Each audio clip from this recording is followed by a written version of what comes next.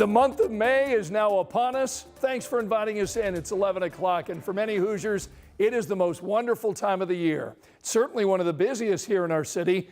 Porch parties for the Indy 500 begin tomorrow, and the mini marathon brings thousands of people to the streets of downtown Indianapolis on Saturday.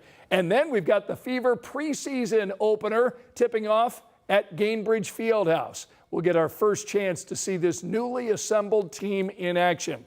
And Sunday, fans will be headed out to city bars and restaurants as the Pacers start their playoff series with the Cavs.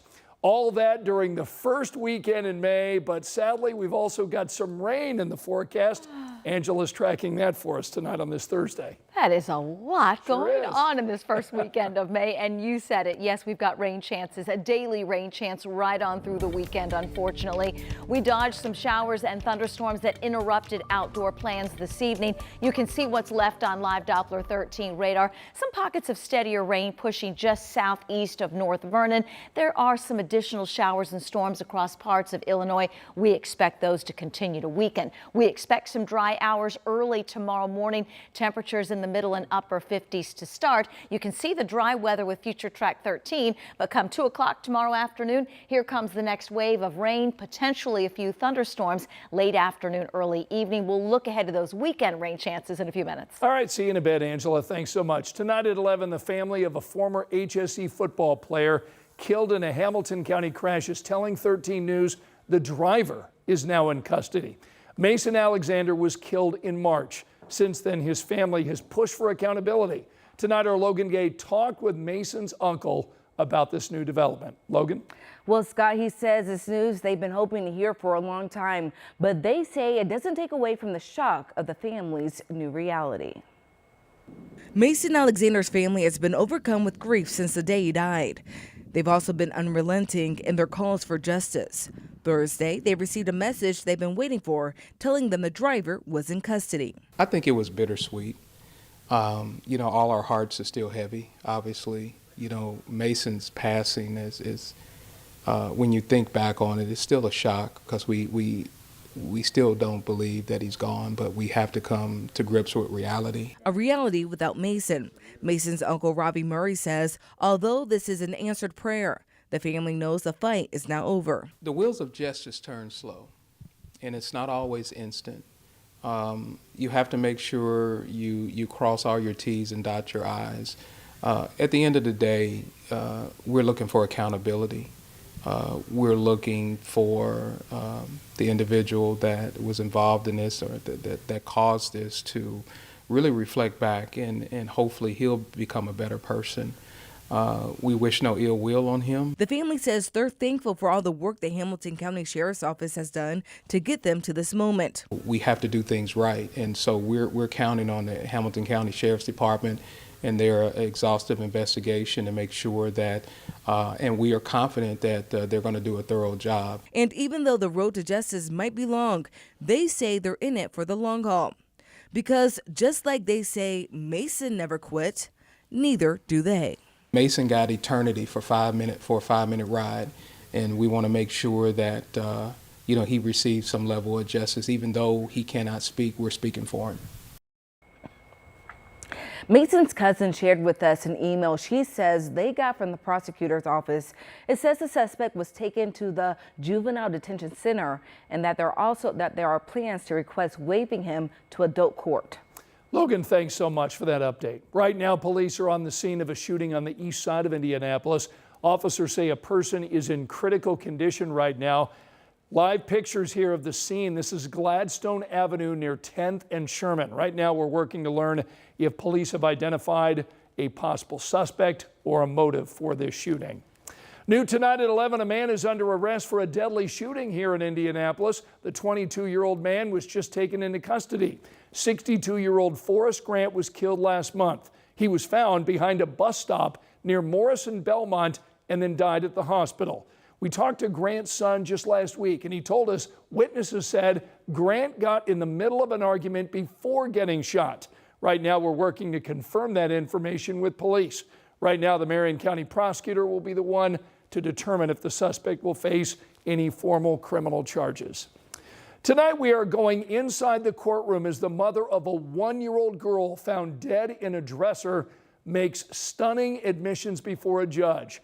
Oakley Snow was just shy of 2 years old when she died. Her mom, 24-year-old Madison Marshall, just pleaded guilty to neglect and agreed to testify against her then boyfriend, Rowan Waters. Waters tonight is facing a murder charge in this case. Now, in court, Marshall admitted that Waters repeatedly abused Oakley inside of a drug house on the south side of Indy. She admitted to hiding Oakley's injuries with makeup before she died. Our primary goal is to hold those responsible who participated in the death of Oakley Snow and her disappearance.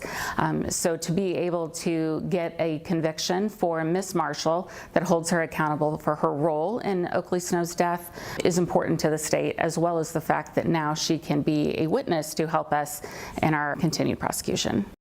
Marshall said in court that she was in the house when Oakley suffered her fatal injury and that she did not seek medical attention for her daughter. Marshall led investigators to Oakley's body after she and Waters were arrested. They discovered the girl in a dresser in an abandoned house in Morgantown. Waters' murder trial is now set to take place in June. Tonight at 11, we're digging into the moments that led to a Lawrence police shooting. Now, we just got the court documents in this case tonight. They reveal that Courtney Wilkins was in her mom's neighbor's yard with a weed trimmer, but the neighbors told Wilkins they didn't want her working in the yard, so they asked Wilkins' mom to come get her. That's when police say Wilkins got out a gun. When officers got there, police say Wilkins shot and killed a dog in her arm, then pointed the gun toward her head and fired. She missed. But then police say she pointed the gun at an officer. The officer fired at Wilkins, hitting her in the shoulder. Police in Lawrence tell us that officers go through training to de-escalate situations just like this one. We go kind of a step above that also with our firearms training. We do shoot, no shoot scenarios at our range. And then we also use a simulator, which will simulate a mental health run like this as well, where someone's holding a knife or someone's holding a gun, where the officers talk through the run on a simulator. Court documents claim Wilkins' mom told police her daughter is bipolar and suffers from paranoid schizophrenia. Now, at last check, police say Wilkins is stable at the hospital. Want to show you some of the damage left behind after a semi-truck crashed into a home in northern Indiana. All of this unfolding this morning in Huntington County. Investigators say it is not clear why the truck left the road. The driver was airlifted to a hospital. The homeowner was inside at the time of the crash. That person was not hurt. Here's a look at the other stories making headlines right now. Tonight we're working to learn what led to 2 deadly shootings here in Indianapolis. One was first reported as a crash this afternoon at an apartment complex on the west side. Police tell us they found a man in a car who had been shot and killed. And this was the scene early this morning near Madison Avenue and Stop 11 Road on the south side. Police tell us they found a man who'd been shot around 12:30. They say he died at the hospital. We don't have any word tonight about a suspect or motive in either case. Pete Buttigieg is now planning a trip to Iowa. This will be his first public in-person event since finishing his job as the transportation secretary in the Biden administration. And tonight there is growing speculation that the former South Bend mayor is planning a second presidential campaign. He narrowly won the Iowa caucuses back in 2020.